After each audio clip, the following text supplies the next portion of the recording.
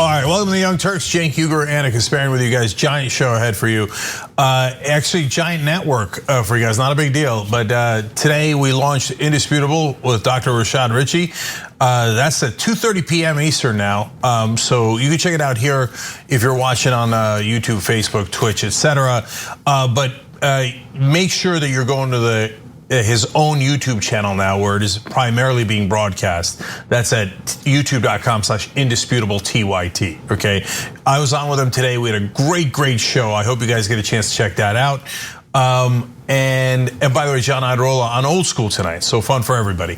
So huge parts of the network, including this show. That we colloquially call the main show. And Anna Kasparian, who we don't call the main host, but we should. So Casper. All right, well, a lot of news broke over the weekend, including an op-ed that Senator Joe Manchin wrote, so let's discuss that. In a new op-ed penned by conservative Democratic Senator Joe Manchin, he argues that he will not be supporting the For the People Act, which of course is a robust election reform bill that has already passed in the House. And he says that he plans to maintain the Senate filibuster, which requires 60 votes in order to pass any piece of legislation. In essence, it will block any type of legislation that the Biden administration at least pretends wants to pass. Now, of course, there are exceptions when it comes to reconciliation, which allows some legislation to pass with a simple majority. But whenever you have discussions about that, all of a sudden you hear the Democrats talk about the Senate parliamentarian who says there are limits to that. Obviously, that's arbitrary, could be overruled, but Democrats don't do it. Now, his op-ed, in case you guys want to read this garbage, is in the Charleston Gazette-Mail, and it's titled, "Why I'm Voting Against the For the People Act." And here's the hollow argument he makes. Unfortunately, we now are witnessing that the fundamental right to vote has become overtly politicized. Today's debate about how to best protect our right to vote and to hold elections, however, is not about finding common ground, but seeking partisan advantage. Whether it is the state laws that seek to needlessly restrict voting or politicians who ignore the need to secure our elections, partisan policymaking won't instill confidence in our democracy, it will destroy it. And then he goes on to argue this, and it's incredibly frustrating that he continues to do this. "I believe that partisan voting legislation will destroy the already weakening binds of our democracy, and for that reason, I will vote against the For the People Act. Furthermore, I will not vote to weaken or eliminate the filibuster." Now, the reason why I say these arguments are hollow is because he has been proven on multiple occasions that Republicans are not in fact good faith actors and they do not take part in good faith negotiations. After securing concessions on behalf of Senate Republicans, not a single one of them voted in favor of the stimulus relief bill that Biden had put forward. And of course, he couldn't get Republicans to vote in favor of a commission to investigate the riots that took place in the nation's capital on January 6th. The real reasoning has to do with money in politics and who butters Joe Manchin's bread. And Jane Mayer from the New Yorker had a fantastic piece about that. I will give you the details, but Cenk, I wanted to give you a chance to jump in first. Yeah, so if you're part of the press and you're continuing the mirage that Joe Manchin is representing his voters, please stop and do your job. So I see it all the time. It's because he's from West Virginia. It's a very red state, voted for Trump, so that's why he has to do this. Wait. That editorial was about For the People Act. For the People Act in West Virginia has a popularity of 71%. Well, okay, let's be fair now. Trump won the state big. Well, first of all, that is the whole state. It's 71% of the whole state. But okay, let's look at the Trump voters. 66% say yes. It's the only Democratic legislation that they support. That's not true. The other one they support in West Virginia, $15 minimum wage. Guess who voted against that? Joe Manchin. Okay, now why do they support it? Because it has excellent anti-corruption legislation in there, and Jane Mayer explains that a little bit, and I'll get into it, etc. But the main part of it is it puts a spotlight on what used to be dark money, and so it reveals their donors. That is exactly why Joe Manchin is against it. Okay, now, as again, and I'll get into it in a little bit, there's actually 10 Democratic senators, according to the Washington Post, who actually agree with Manchin. They don't want their donors exposed either. Now, on this show, we told you that the Democrats, not the Republicans, the Democrats wouldn't pass For the People Act without at least taking out the anti-corruption parts. You know why? Because they're corrupt. That's why. It's very easy. Yet, other than Jane Mayer, almost every reporter writes, Joe Manchin, West Virginia, red state, they love corruption there, they hate higher wages, Joe Manchin's just representing them. No, stop lying on his behalf. Right. Joe Manchin is not doing this out of principle. He's doing it because he's a corrupt politician who takes tons and tons of corporate donor money, and he doesn't want you to know it. That's the reality. Now, Jane Mayer's piece primarily focuses on Senate Republicans, but toward the end of her piece, she does address the fact that Joe Manchin is very much corrupted by the same groups that are funded by Koch Industries. So, as she reports, a recording obtained by the New Yorker of a private conference call on January 8th between a policy advisor to Senator Mitch McConnell and the leaders of several prominent conservative groups, including one run by the Koch brothers network, reveals the participants' worry that the proposed election reforms garner wide support, not just from liberals, but from conservative voters too. And so they're having a discussion about how to defeat this bill. Obviously, the Koch Industries does not want to get rid of money in politics. That's the way they've been able to essentially get lawmakers to bend to their will as opposed to represent the best interests of the American people and their constituents. And so the speakers on the call expressed alarm about the broad popularity of this bill, and they're talking about various focus groups that they've done to try to, I guess, tailor their messaging in order to persuade American voters to dislike the bill, to avoid supporting the bill.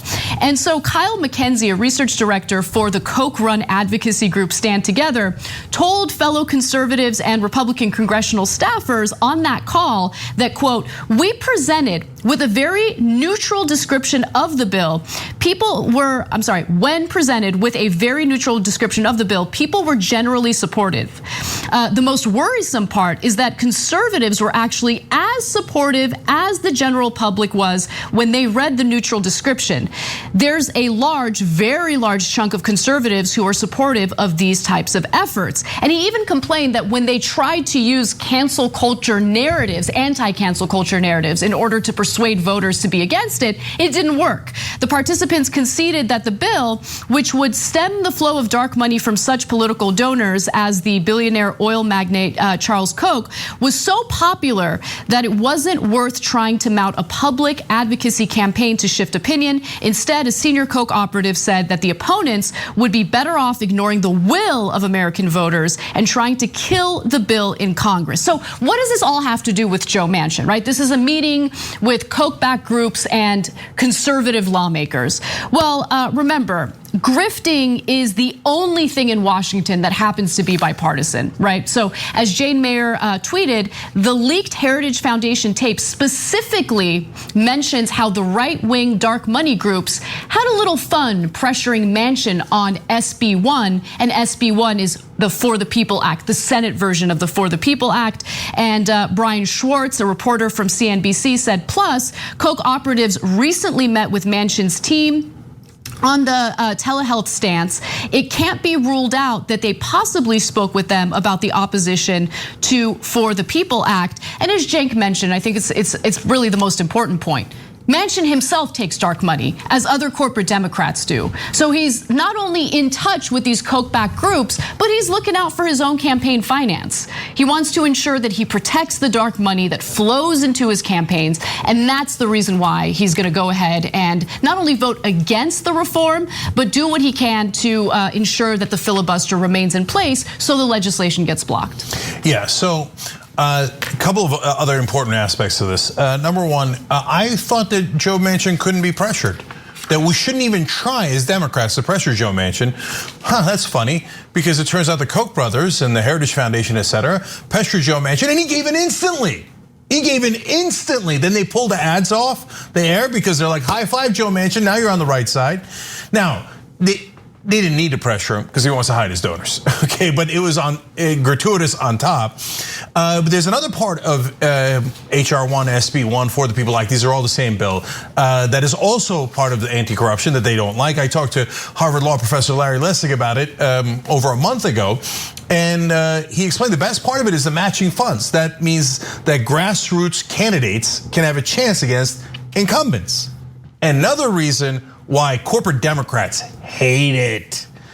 So they all pretend to be, oh, Joe, we are for democracy and voting rights and let's clean up, because they didn't think they were going to pass it. Now all of a sudden they have the House, the Senate, and the White House, and all of a sudden they're like, oh my God, passing anti-corruption bills. We don't really want to do that. Manchin, go out there and pretend that you're the only one, okay? And so not only are there 10 Democratic senators that also don't want to pass it, that are all hiding, but you guys want to guess what Joe Biden's position on the filibuster is? And if you can't break the filibuster, you can't have the For the People Act, let alone every other part of his agenda. You know that right now, Joe Biden is in favor of keeping the filibuster?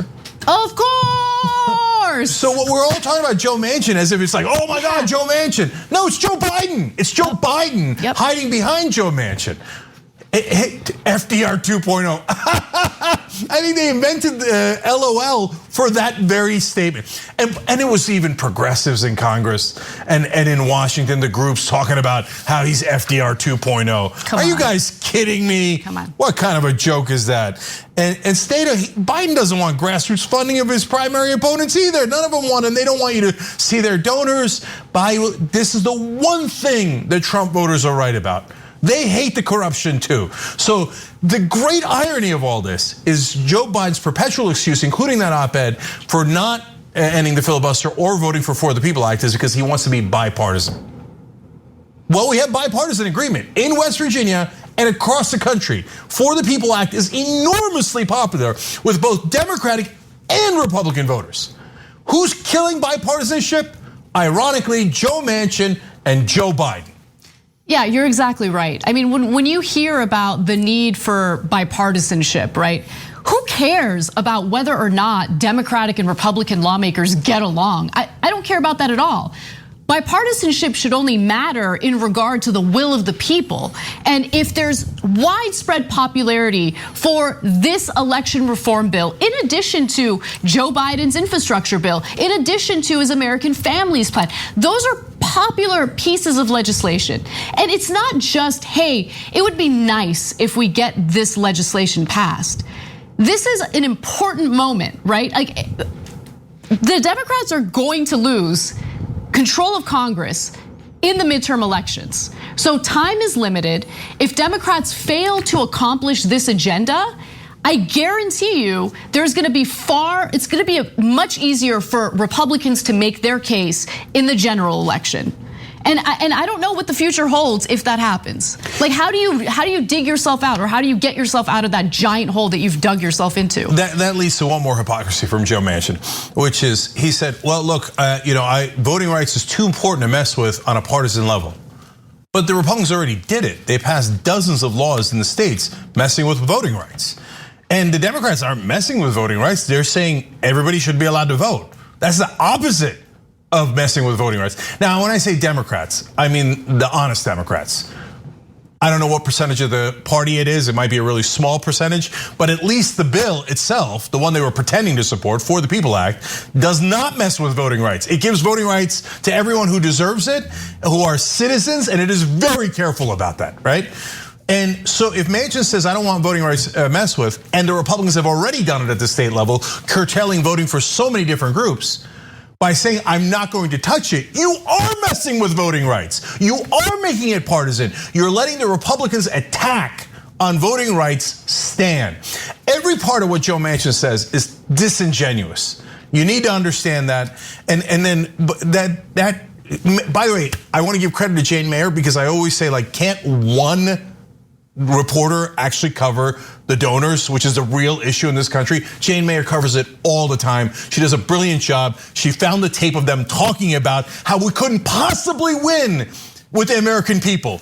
So I think that she called it they call it under the dome strategy. Yes. So they got to go to the under the dome strategy, which means under the dome of the Capitol. Yeah. So that means screw the voters. Yep. We're just gonna go for the corrupt politicians which we own, like Joe Manchin, a lot of the corporate Democrats, and all of the Republicans. Don't lose track of that. All of the Republicans, they say, don't worry, all the Republicans will hold under the dome, because they have no inclination to support their actual voters. This is part of why Trump got so popular, because the Republican voters also knew that the corporate Republicans, which is the entirety of the party, are sellout, corrupt crooks. So when they had a choice of 17 people, they're like, well, they're all crooks, except Trump, I don't know, right? I know him from the reality show, and he's rich, maybe he doesn't need to be corrupt. And he's running on Drain the Swamp. And I know for a fact the rest of them are crooks. Well, you were right, not about Trump, but the rest of them are crooks. And so are the Democrats that are going along with this. And yet, look, who do you see in the media, other than Jay Mayer and us? Who do you see saying Joe Manchin obviously lying?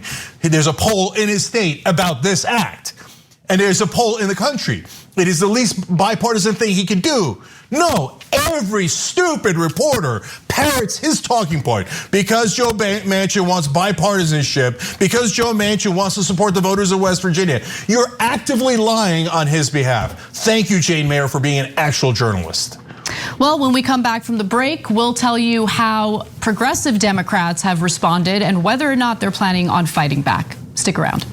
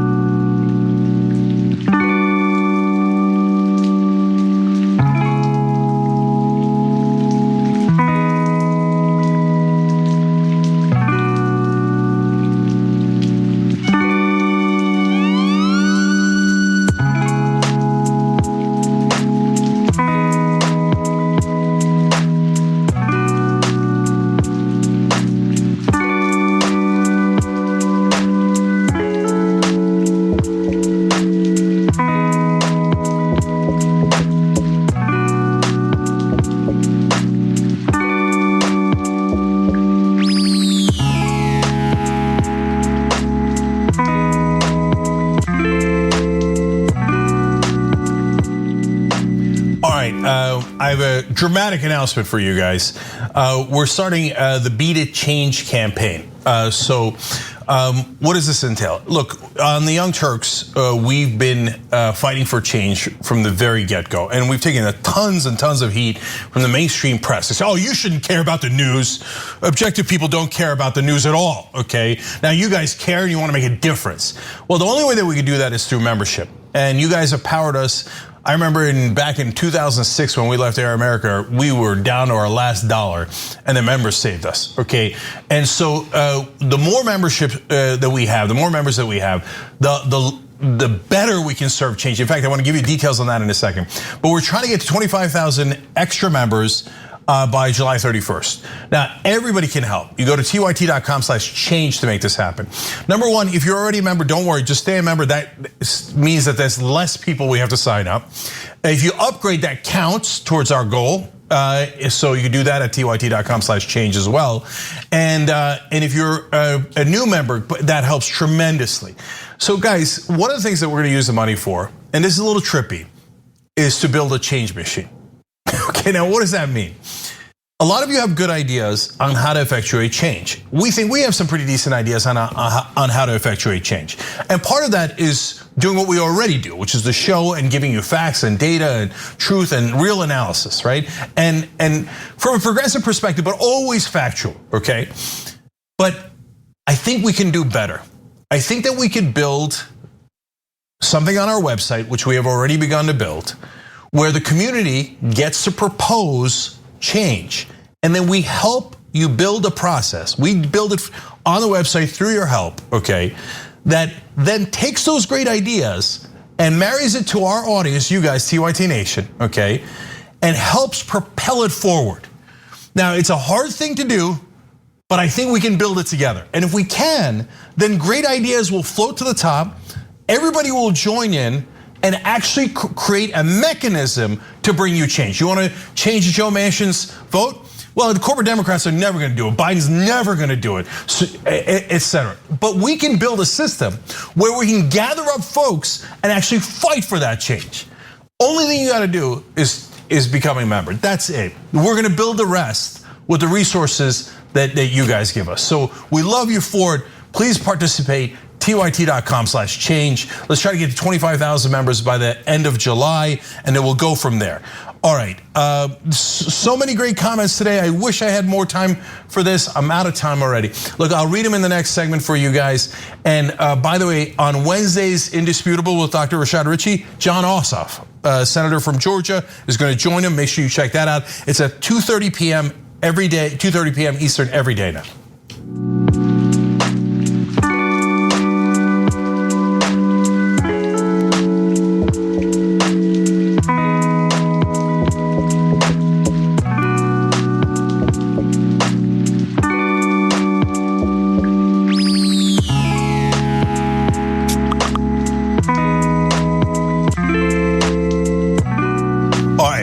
Turks, Cenk and Anna with you guys. We just announced a Be the Change campaign where together with the audience, we're going to try to build a change machine. It's a fun concept. But all we need is for you guys to sign up to become members at tyt.com/change. And already, Chris Matthews, Sarah Whitney, Sharon Suffett, Noah Delphi, Bill Liston, all just signed up. Those are all on YouTube by hitting the join button below. You could also go to tyt.com/change. They both count. We love you guys for it. Let's go bring positive change in the world together. All right, Anna, more news. All right.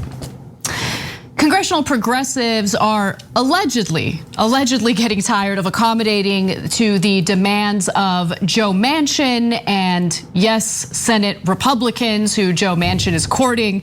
Now, Axios claims that these progressives are ready to fight back. Now, to give you a little more context before I tell you how progressives are responding to this, let me just give you a little piece, a little excerpt from Manchin's op-ed over the weekend where he argues that he's gonna vote against the For the People Act. That's the election reform bill that would get money out of politics and expand voting rights. He says, I believe that partisan voting legislation will destroy the already weakening binds of our democracy. And for that reason, I will vote against the For the People Act. Furthermore, I will not vote to weaken or eliminate the Senate filibuster, which, if it's obviously in place, it's going to block much of the progressive agenda and legislation that's currently being proposed by Joe Biden. Now, Jamal Bowman, a progressive Democrat in the House, spoke out against this. Let's take a look at what he had to say.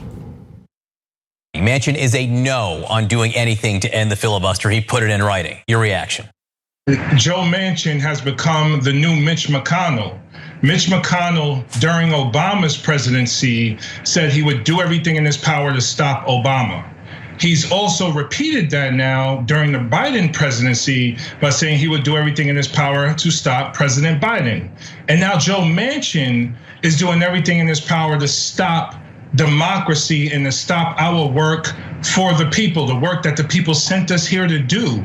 HR 1 not only is a huge bill when it comes to voting rights, it's a huge bill in terms of getting big money out of politics, protecting our elections against fraud, and ending gerrymandering. I mean, big money in politics is what's destroying our democracy, and the Republican Party is aiding and abetting that, and Donald Trump is obviously doing that as well. So Manchin is not pushing us closer to bipartisanship. He is doing the work of the Republican Party by being an obstructionist, just like they've been since the beginning of Biden's presidency.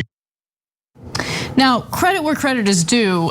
It is incredibly rare to see Democrats hold their own accountable. It's obviously very rare to see progressives hold corporate Democrats accountable the way that you just saw Jamal Bowman do in that video. So he deserves credit for that. And obviously bringing attention to money in politics is something that you've cared about, Cenk. So was that a relief to watch? Are you satisfied, or would you want to see more? Yeah, so my first reaction was yes, there you go. And unsurprising that it'd be Jamal Bowman doing it. I told you it was strong, I told you. So he talked about Manchin's corporate agenda. That never happens within the Democrats. I guarantee you right now, there's tons of Democrats yelling at him behind the scenes. Now, I don't know that for a fact, but I would be shocked if that was, how could you say that about our beloved colleague? Don't measure his corporate agenda. Why? Because then you'll expose everybody's corporate agenda, which is a huge part of the Democratic Party. But it takes courage to do what Jamal Bowman did. You might not see that because you don't see them yelling at him behind the scenes. And they do it every time. They do it every time. And of course the media. And Berman, by the way, was instantly skeptical. Isn't he really representing the voters of West Virginia? No, he's not. 71% of the voters in West Virginia say they're for the People Act, including 66% of Trump voters. Only 16% of Trump voters in West Virginia say no to the For the People Act. You know why? Because it has anti-corruption. Democratic voters, Republican voters, both love anti-corruption. And it's in For the People Act. And so Jamal Bowman, by the way, Justice Democrat, didn't run on any corporate PAC money, didn't take any corporate PAC money. So he's free to say whatever the hell he wants to say. And it allows him to actually fight against corruption. Everyone who takes corporate money can't, their hands are tied. Because the minute they say, hey, Manchin's taking money, Mitch McConnell's taking money, they're gonna turn around and go, hey, you corporate Democrat, aren't you taking money too? Oops. Why do you think Joe Biden doesn't speak out against Joe Manchin? Because he takes the same money. He takes the same money. So is it quote unquote good enough? Well, look, it's great for a start. And so let's give credit where credit is due. Do we want more? Of course we do. First of all, where's everybody else? Where's everybody else? Okay, come on, the water's warm. You see, hey, Jamal just did it. And did the world collapse? No. Nancy Pelosi told you that if you ever challenged any of your so-called colleagues, that the world would collapse. And you, oh my God, you don't know how things work around in Washington. Well, he just did it, and nobody's world collapsed. You could do it too. And so that was the whole point of building Justice Democrats. So they wouldn't take corporate money. That was the one litmus test. It worked. Now let's get it going. But in order to make it more real, you have to keep on building pressure and keep on pointing out it's Manchin protecting his donors, not his voters. And if people back up what Jamal Bowman is saying, then we can have momentum.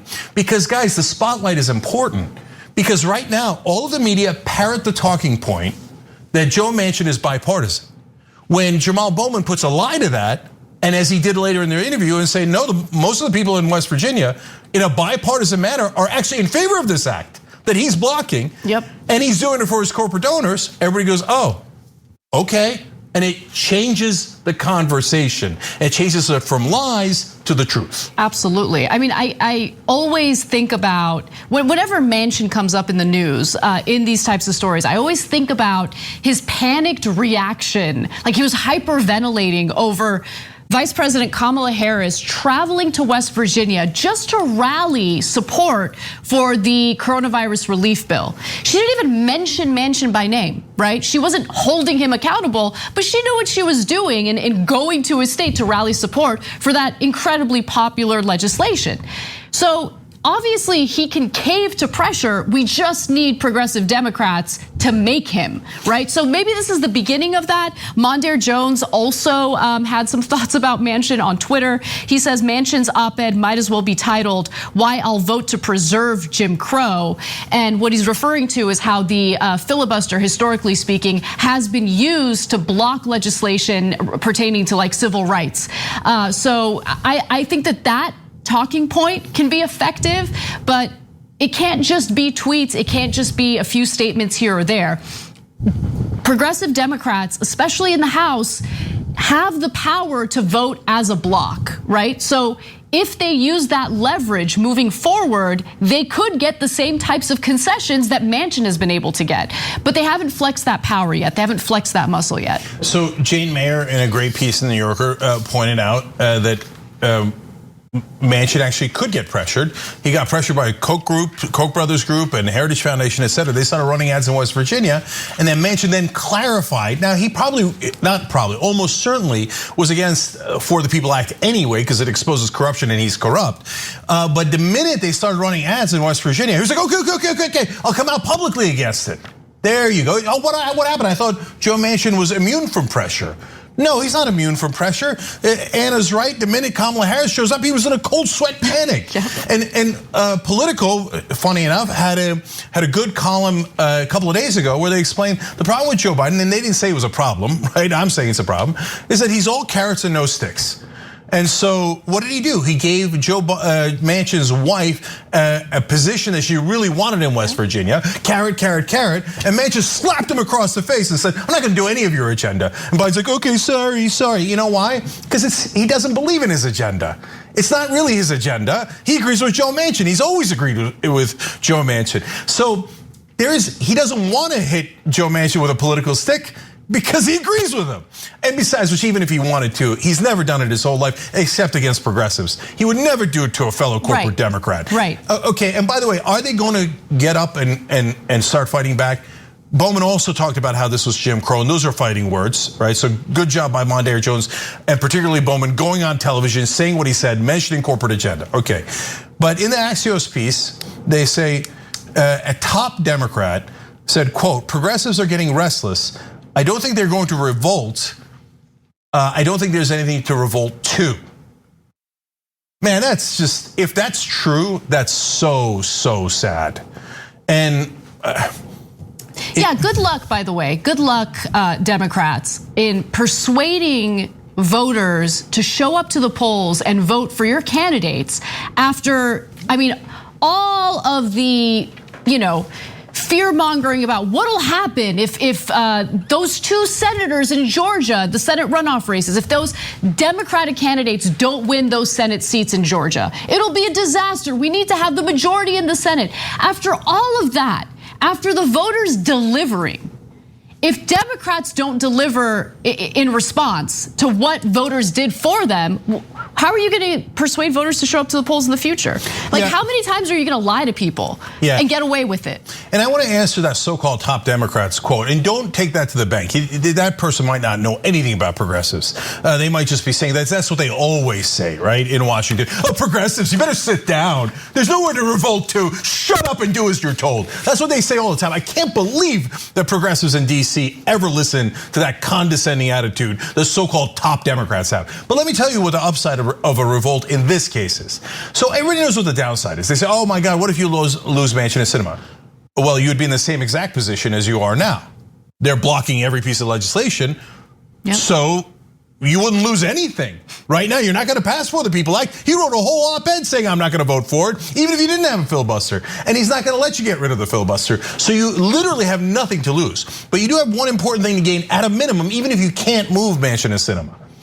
If you go into an election in 2022, and all the Democrats bowed their heads to Manchin and Sinema, and you all got nothing done together, well, that sends a message to the American people, you guys are losers.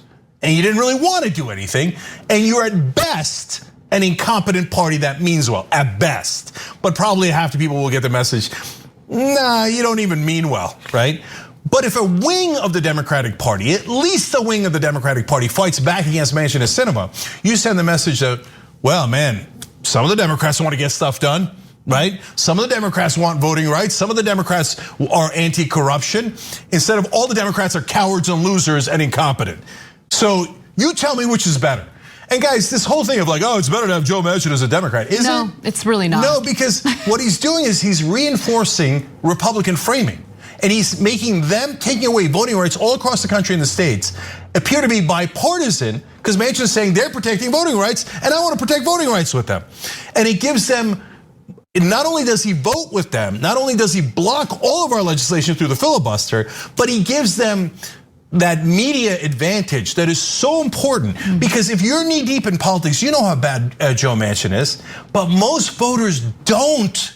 All they see is the media calling him bipartisan, bipartisan, bipartisan, unity, wants to work together, etc. That's why you desperately need people like Jamal Bowman and the Just Democrats coming in and going, no, we don't agree with this guy, and we don't agree with the Republicans, and we don't agree with corrupt corporate donors. Because that gives people hope and faith that some portion of the Democratic Party is actually going to fight for them. Well, as we know, a huge part of the Democratic Party is dumb and feckless. So that brings me to our next story. As Democratic lawmakers have to be all types of delusional to support an argument that legislation needs to be passed in a bipartisan way, something that Senator Joe Manchin keeps arguing. It's time to really rethink our daily award for the dumb and the feckless. One of my prayers fears is that the Republicans will take back their party. Things keep dripping out, drip, drip, drip, and the truth comes out. Over the weekend, conservative Democratic Senator Joe Manchin argued in an op-ed that he would not vote for election reform in the legislation known as the For the People Act, and that he would maintain the Senate filibuster, which blocks all the legislation that Democrats are trying to pass. Now, he's not the only Senate Democrat who's in favor of this. He's just the most vociferous one. There's as many as 10 Senate Democrats who are in line with what Manchin is saying in that op-ed. Now, Chris Wallace of Fox News, a conservative Fox News anchor, called Manchin out to his face on how delusional this is. Let's hear how that conversation went down. You have made it clear, and I'm not going to ask you again, you said that you oppose scrapping the filibuster. The question I have is whether or not, and you say you hope that that'll bring the parties together. The question I have is whether or not you're doing it exactly the wrong way. And hear me out on this. If you were to keep the idea that maybe you would vote to kill the filibuster, wouldn't that give Republicans an incentive to actually negotiate, because old Joe Manchin's out there and who knows what he's going to do by taking it off the table? Haven't you empowered Republicans to be obstructionists? I don't think so, because we have 7 brave Republicans that continue to vote for what they know is right and the facts as they see them, not worrying about the political consequences. I believe there's a lot more of my Republican colleagues and friends that feel the same way. I'm just hoping they are able to rise to the occasion to defend our country and support our country and make sure that we have a democracy for this republic of all the people. I'm just very hopeful that I see good signs. We're doing, Chris, more things than ever before. Give us some time. No, but there is no time. There is no time. And when you're dealing with Senate Republicans who are bought off by Koch-backed organizations that tell them do not under any circumstance support election reform, don't support anything in Biden's agenda, what makes Joe Manchin think that they would ever vote in favor of the legislation that Democrats want? What makes Joe Manchin think that they have any interest in bipartisanship? They don't. He knows that. He's funded and corrupted by the same Koch-backed organizations, which he's recently taken meetings with. There's no question about that. Read Jane Mayer's latest piece in the New Yorker. It'll give you details about a leaked phone call with these Koch-backed organizations and Senate Republicans. But with that said, I mean, in that video, Cenk, he mentions 7 Senate Republicans who have voted along with Democrats. I'm assuming he's referring to Republicans who voted in favor of, I don't know, the commission? Yeah. Which, by the way, you need 10 Senate Republicans to vote in favor of any legislation in order for it to pass. But when it comes to the coronavirus relief bill, not a single Republican lawmaker voted in favor of it after Senator Manchin secured all sorts of concessions, including cuts to the unemployment insurance program and additional means testing. They are not good faith actors, and Manchin knows that. I just got to give credit to Chris Wallace. Turns out he's a journalist. Jeez, it's crazy, right? Yeah, I can't believe one of the very few journalists in America is on Fox News. And so, yes, I don't often agree with his framing, but I don't often agree with the framing of almost all the cable news anchors. And here he is asking real questions that no other reporter has the courage to ask. So, I mean, this is such a simple question. How in the world do you believe that you're gonna get Republicans to vote with you? I would have loved a follow-up question there where he said, Senator Manchin, are you familiar with math? Because you just told me 7 senators, Republican senators, can vote for the same thing. You know you need 10 Republican senators to break a filibuster, and you just wrote an op-ed saying you'll never get rid of the filibuster. And that 7 was on the easiest bill. Hey, they tried to kill us in the Capitol, should we look into it? And even then you could only get 7 Republican senators. 7 doesn't equal 10. Right. And then, in terms of the no time point that Anna made, that's so important. Because if you wait too long, and that is Manchin's plan, by the way, I also think it's Biden's plan. Biden is also against getting rid of the filibuster and takes no heat for it because of Joe Manchin. But if you wait that long, you know what the red states are gonna do? Before the 2022 election, there's just not enough time for us to comply with the federal law. We're just gonna have to go with our current laws that say that most black people can't vote. right? Or some portion of black people can't vote, and some portion of college students and Latinos, et cetera, can't vote with all the votes we already, the laws we already passed in our state. Hey, take it to the courts. We'll see you after the elections, after we've already won, right?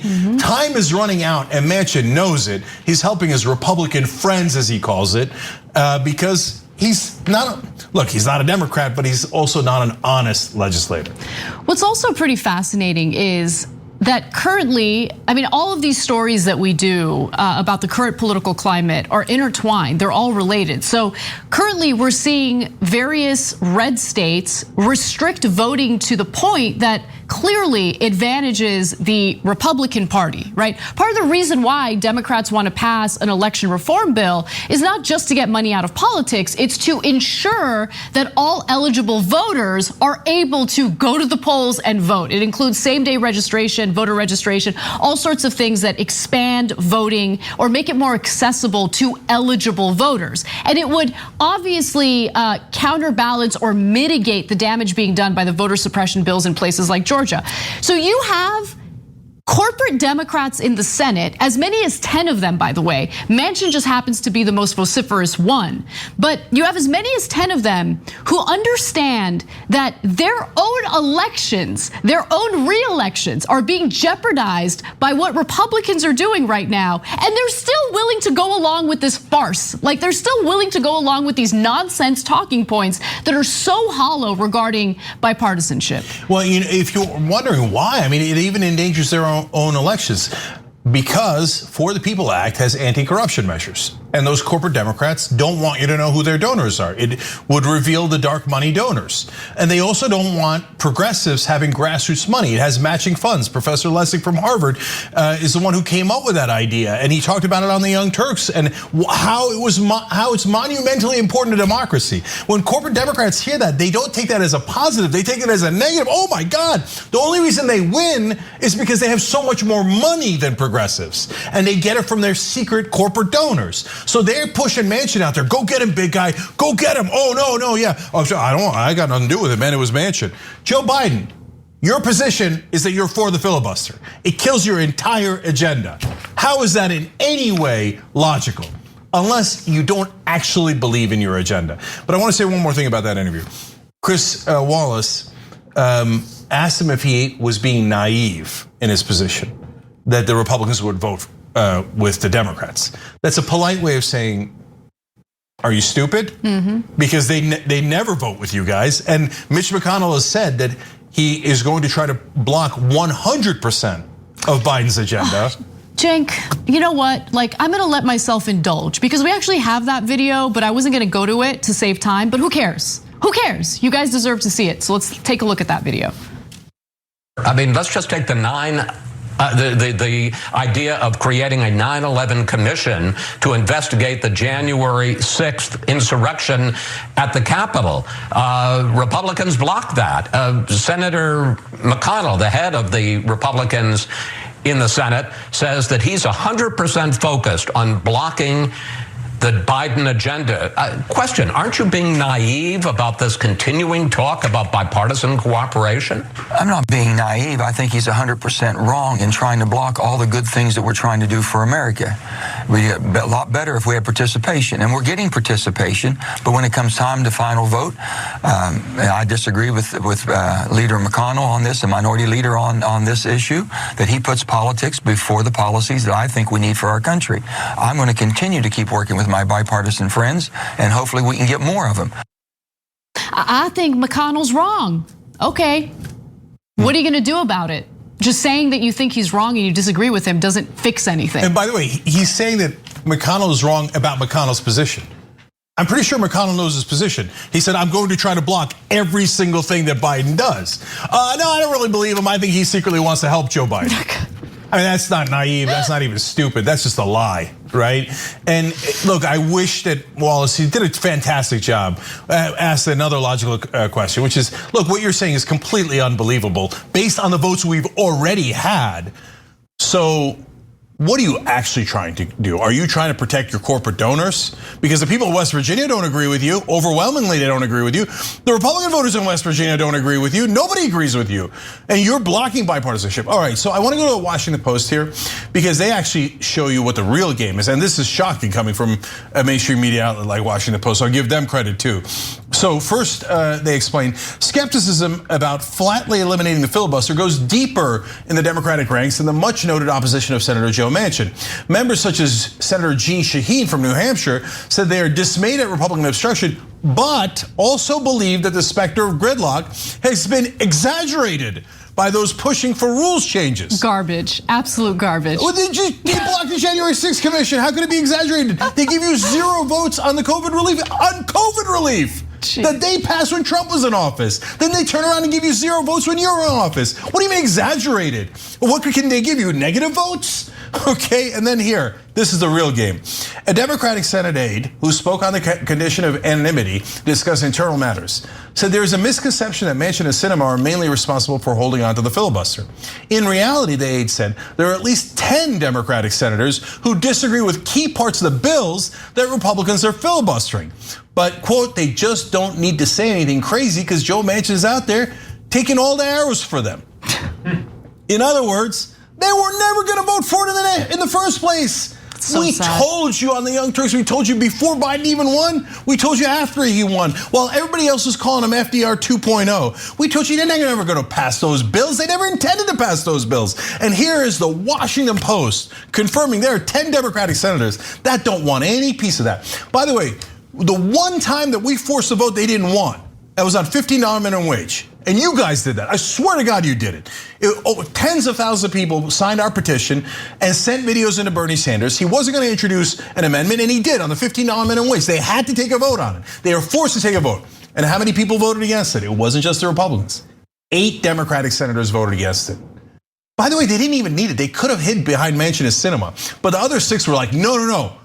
I can't have my donors thinking that I'm actually with my voters. No, I want to make sure your wages are crushed low, $7.25. Make $15,000 a year, working full time every day. Go back to the goddamn mines. That's what Chris Coons said, top ally of Joe Biden.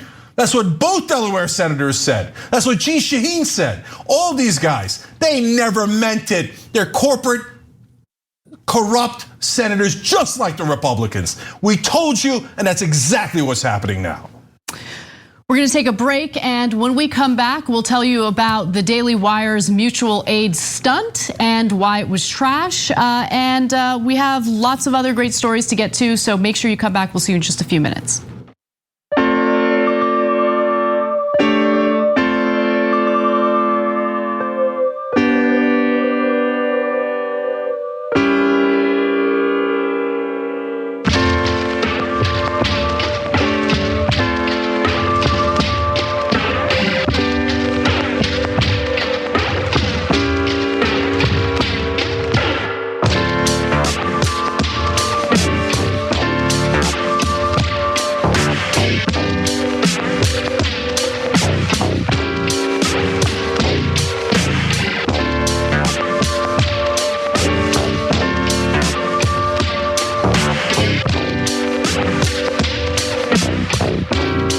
Okay, you know what I was just retweeting right there? The Young Turks account on Twitter pointed out there actually was one journalist of a sort that did ask Manchin about his donors. You know who that was? Me. When he came on the Young Turks in 2017, and I asked him about his donors, and when I showed him his top 10 donors, he said, "Oh, I've never seen that list before." He didn't want to be called out, Jenks. Yeah, okay, that's what I thought. That's part of what we mean by be the change. Let's go do this thing together. Look, all these wonderful people have already signed up. Now, new folks on YouTube alone: Craig C. Bailey, Shady Play, Eric Size, Don Strong, Ian Plunkett, Ganja Cat 420, that's funny, Lisa Sheehan, all just joined by hitting the join button below. We're gonna bring change to this country. We are. Look, and I know just Democrats slow out of the gate in this term, and I was greatly frustrated by it. But now you see Jamal Bowman stepping up. And wait till you get a load of Nina Turner. I don't know if you guys know this, I mean, I should do a whole different story on it, but a poll just came out in Nina's race. She's winning by a 3-to-1 margin. She's at 50, there's like 12 people in the race. She's at 50 points, the second closest person is at 15 points. NinaTurner.com/hello. Part of the reason for that is because you guys contributed to her. It allows her to get her message out. I told you, NinaTurner.com/hello. When you get Nina in there with Jamal and Corey and others, it's gonna be a whole different ballgame. All right, so let's see how that plays out. But we're gonna try to build a change machine here too. I told you about that. All right, I gotta give you some of your comments. So Aaron wrote in, I've never even heard the word parliamentarian until Biden took office, and yet they're the scapegoat for everything now, along with Manchin. If you're not gonna fight for your alleged agenda, how are you even a real president? Yeah, there was a great tweet, I wish I had it for you guys, but one of our viewers tweeted under mine, is saying, I'd love to vote for the Democrats next time around, but my local parliamentarian told me I couldn't. There's nothing I could do as a parliamentarian, right? I mean, if you said that to the Democrats, they said, oh, you voters are terrible people for not voting for us. Well, what do you mean? The parliamentarian said it. Oh, good for the goose, not good for the gander. I got it, okay. Now, Just Be Anti-Racist says, Manchin makes me contemplate if he's reading the tea leaves regarding what states are doing locally to put Republicans in power, and as such, Manchin might be considered formally changing parties. Oh, of course he's considering it. And by the way, I think Krista Sinema is more likely to do it. She skipped the vote on the January 6th commission. Only reason you skip that vote is if you're thinking of switching parties. So watch out for Sinema. Even if Manchin finally goes, oh yeah, bipartisan, I tried but couldn't do it. All right, let's vote against the filibuster. No, Sinema's gonna switch parties. So we're not gonna win on this stuff. You might as well fight them so that we know that there's some Democrats who are honest and decent, if that's the case. The crass rebuttal, these are all our members. That's the other upside of being a member. I wish just one mainstream media reporter would ask them who they're trying to be bipartisan with. The American people are a bunch of old crusty white guys in DC, just once.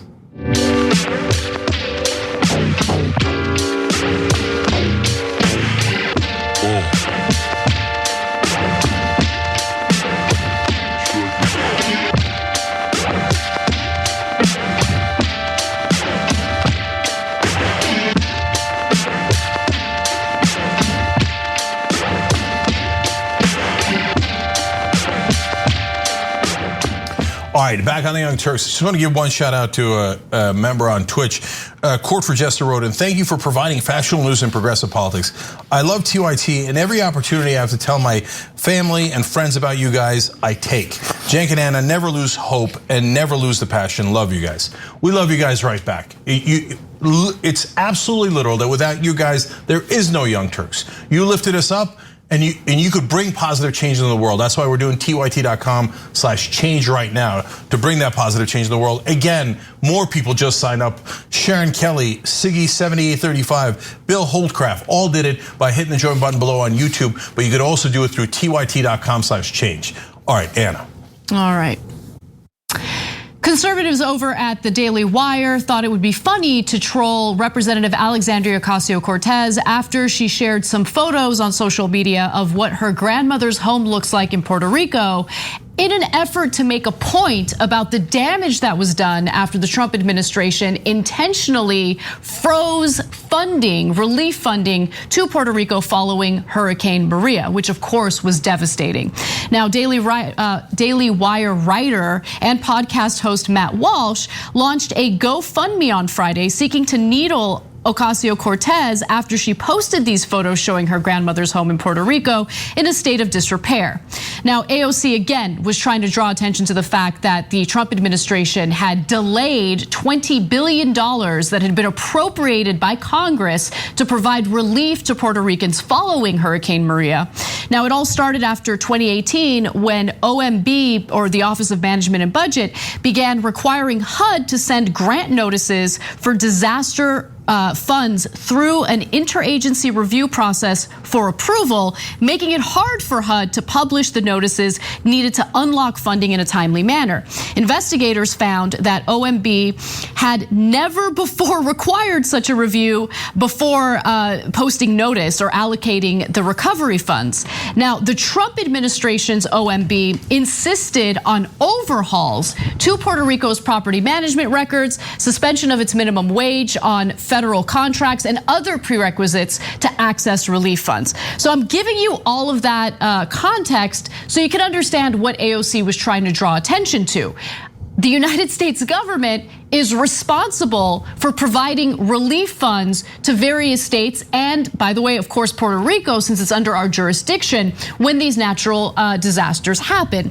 But what Matt Walsh wanted to do here was basically make the argument that AOC is such an awful person because she's not helping her grandmother, which is ridiculous, but more importantly that we should just rely on mutual aid in lieu of an actual robust government social safety net that helps out when people are in trouble because of these natural disasters. So here's what his tweet said. He says, as you've heard, AOC's abuela is living in a dilapidated home that was ravaged by Hurricane Maria. AOC is unable to help her grandma for whatever reason, so I have set up this GoFundMe campaign to save her home. Please give if you can. Now, the GoFundMe apparently raised as much as $100,000 before it was stopped because someone reached out to GoFundMe to inform them that AOC and her family have no intention of taking that money. So Matt Walsh updates Twitter by saying, update, someone in AOC's abuela's family told GoFundMe that she won't take the money, even though AOC previously claimed that her grandma was in dire straits and it was Trump's fault. AOC still hasn't acknowledged this effort or thanked us. And later AOC did respond, Cenk, by saying, you don't even have a concept for the role that first-generation firstborn daughters play in their families. My abuela is okay, but instead of caring for mine and letting others suffer, I'm calling attention to the systemic injustices you seem totally fine with in having a US colony. And I think she's right about that. Yeah, of course. Look, the only thing I would have differed on is I'd have taken the money and then I would have used it against, not only use it for her house, but for the other houses in the community. And I would have done a large press conference and explaining what I'm about to say, which is, guys, we can't do this one person at a time. We do this in healthcare too. Oh, my mom has cancer, Indiegogo. Yeah. Okay, my dad's about to die, please GoFundMe. No, every other developed nation has universal health care. So people don't have to beg online or in the streets to save their mom when they have cancer, or to save their grandmother when the American government betrays her and all of her neighbors and other communities and other neighborhoods in Puerto Rico. We know for a fact now that the Trump administration withheld $20 billion from Puerto Rico that they were supposed to get during Hurricane Maria. Why did he do it? Well, he did it because they criticized him. He's such a monster. He's such actually caring about the people of Puerto Rico. Plus, he figured they're a colony. And so being the colonialist that he is, being the terrible imperial person that he is. Oh, by the way, portions of the so-called left wing, they're like, oh, I'm so worried about imperialism. And so I don't mind Trump. Yeah. No, and look at what he's doing in Puerto Rico. They don't vote. Who cares? And you know what? He accused them of corruption. How's that for ironic? And that's why he didn't want to give them the $20 billion. When they looked into the facts, turns out Texas and Florida are doing the same exact thing. But they vote and they vote Republican. So he funneled all the money to them, nothing to Puerto Rico. And then when AOC points out that hypocrisy, they're like, oh yeah, you're not taking care of your grandmother. Let's do it, Indiegogo, ha ha ha, GoFundMe, so funny, ha ha. It's not funny. The way that you actually do it is you follow the law. Congress already appropriated that money, but you guys are sick people, so you wouldn't actually let it get to Puerto Rico. And we have to look. The whole point of government is to act collectively. Yes. Now, when they don't want that, Cenk. Like that's the point, right? So I was going to say though, it depends though, Anna. It depends. Okay. When you're talking about cops.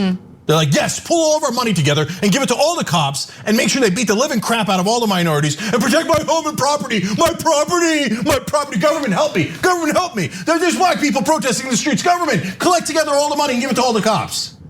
Oh, you don't mind it when it goes to cops. You don't mind it when it goes to the fire department, which makes sense. It should go to the fire department. We do need to have police. But why? They protect your lives. You know what else protects your life? Healthcare.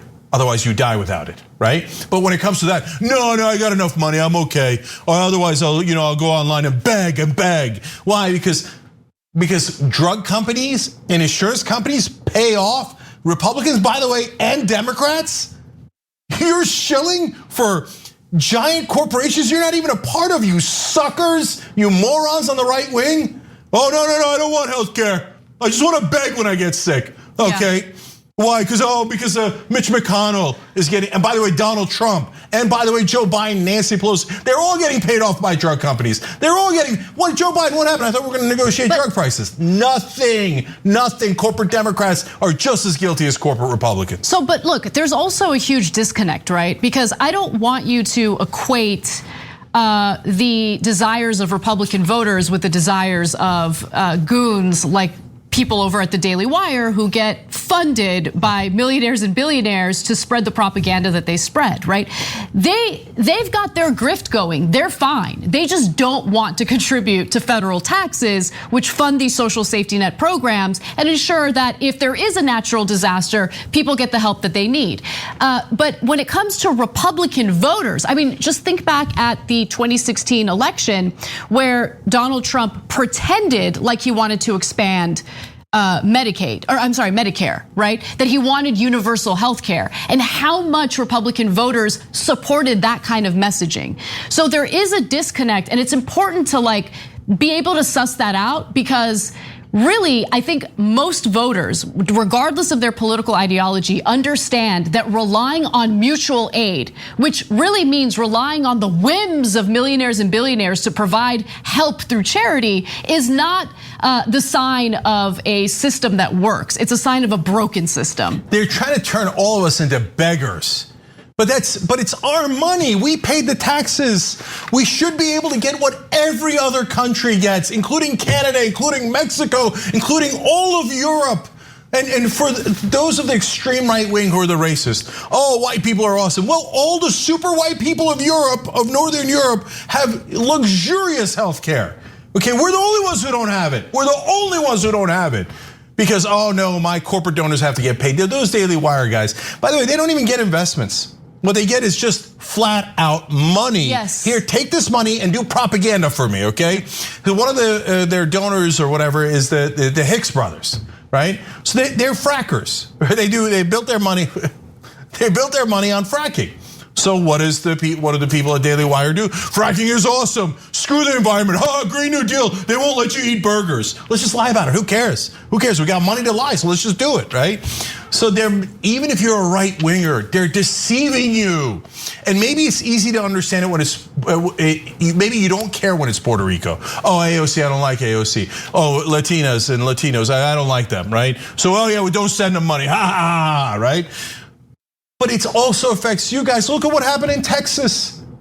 Because of the donors, they didn't make them repair the energy infrastructure because it would cost their beloved corporations an extra $1. And then you froze to death in Texas. But you'd already paid your taxes. That's right. They rob you over and over again and funnel all the money to corporations. If you actually care about corruption, and I actually know through polling that the Republican voters do care about corruption, it's their one saving grace. Vote these bums out, the corporate Republicans and the corporate Democrats. All right, that does it for hour one. We're gonna take a break, and when we come back, Mo Brooks makes a fool out of himself, a Republican congressman. He has been served with a lawsuit that he does not like. And later in the show, we'll do some international news as well and fill you in on the outcome of the midterm elections in Mexico and the journalists that have been detained and released in Israel. Come right back, we got that and more when we return. Thanks for listening to the full episode of The Young Turks. Support our work, listen ad-free, access members-only bonus content, and more by subscribing to Apple Podcasts at apple.co/TYT. I'm your host, Cenk Uygur, and I'll see you soon.